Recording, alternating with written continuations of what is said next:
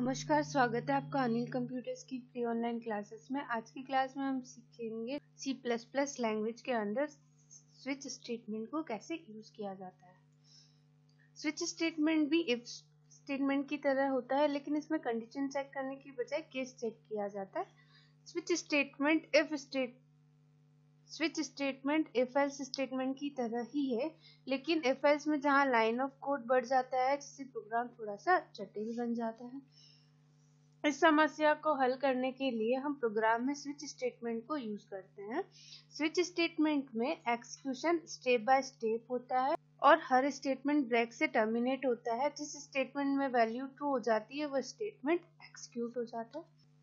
Next है switch case का syntax.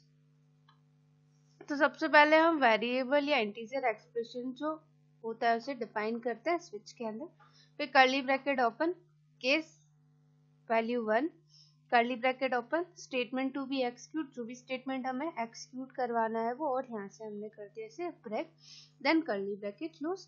फिर सेकेंड हमने केस दिया value 2, statement to be execute, value 2 अगर ट्रू हो जाए तो हमें कौन सा स्टेटमेंट एक्सिक्यूट कराना है वो, और ब्रेक करके कर्ली ब्रैकेट क्लोज कर दिया। और लास्ट में हमने ले लिया डिफॉल्ट। हमने यहाँ पे अभी 2 ही केस लिए हुए हैं, अगर आप और भी केसेस डिफाइन करना चाहें तो डिफाइन कर सकते हैं। डिफॉल्ट ले लिया और स्टेटमेंट टू बी एक्सिक्यूट। अगर ये सारे केसेस ही फॉल्स हो जाए तो डिफॉल्ट में हमें क्या आंसर चाहिए वो हम डिफॉल्ट में लिखना है, देन कर्ली ब्रैकेट क्लोज कर दिया।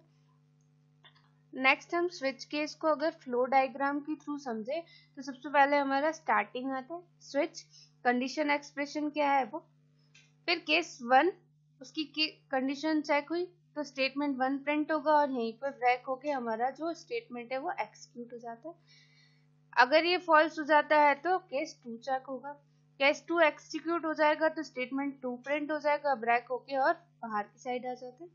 अगर ये केस 2 भी फॉल्स हो जाता है तो केस 3 चेक किया जाता है, और 3 भी फॉल्स हो जाता है तो डिफॉल्ट स्टेटमेंट करके और फिर यहाँ पर हम statement just below switch case और फिर एग्जिट कर देते हैं।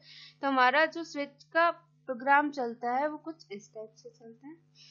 नेक्स्ट हम स्विच केस का एग्जांपल देखें विदाउट ब्रेक कीवर्ड। अगर हम ब्रेक कीवर्ड को यूज ना करें और स्विच केस यूज करें, हेडर फाइल इंक्लूड किया, इंट मेन, इंट आई एक वेरिएबल डिक्लेयर किया, cout enter the value of i और आई को स्कैन करा दी।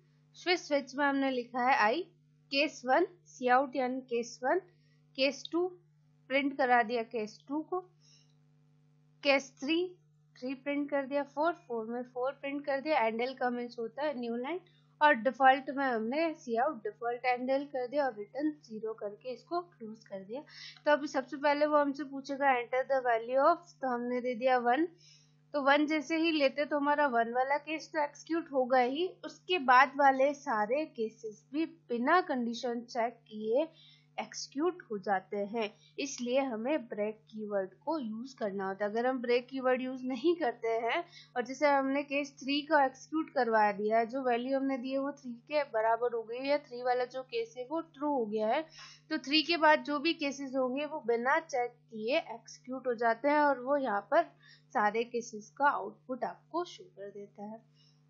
लेकिन हम चाहते हैं कि एक केस जैसे ही ट्रू हो जाए तो सेकंड वाला केस यहाँ पर एक्सिक्यूट ना हो पाए, सिर्फ 1 वाले केस का ही आंसर हमें रिटर्न हो, तो वहां पर हम ब्रेक कीवर्ड का यूज करते हैं। Switch case example with break keyword use करते हैं। तो हमने यहाँ पर कैरेक्टर में सी डिफाइन किया, एंटर अ कैरेक्टर, सीन कराया सी को, स्विच में हमने लिखा है सी, फिर केस ए में हमने सी आउट कराया फर्स्ट स्टेटमेंट, ब्रेक कर दिया यहाँ से। अगर ए हम यहाँ पर कैरेक्टर एंटर करते हैं तो हमें आंसर देगा फर्स्ट स्टेटमेंट, और यहीं पर हमारा प्रोग्राम ब्रेक होके और बाहर आ जाएगा यानी एग्जिट हो जाएगा। फिर हमने केस बी दिया, सी आउट करा दिया सेकंड स्टेटमेंट को और इसे भी ब्रेक कर दिया है, और फिर हमने केस सी दिया और इसमें थर्ड स्टेटमेंट प्रिंट करा दिया, और डिफॉल्ट में हमने प्रिंट कराया रॉन्ग वैल्यू। तो जैसे हम यहाँ पर इसका आउटपुट देखें तो हमने एंटर द कैरेक्टर में ए लिया है, तो हमें सिर्फ फर्स्ट स्टेटमेंट ही रिटर्न करेगा, बाकी कोई केस चेक नहीं करता है। जैसे इनमें से कोई एक केस भी ट्रू हो जाता है तो उसके बाद वो कोई दूसरा केस चेक नहीं करता है, सिर्फ वो एक ही केस चेक करके और हमें आंसर रिटर्न करता है। Thank you.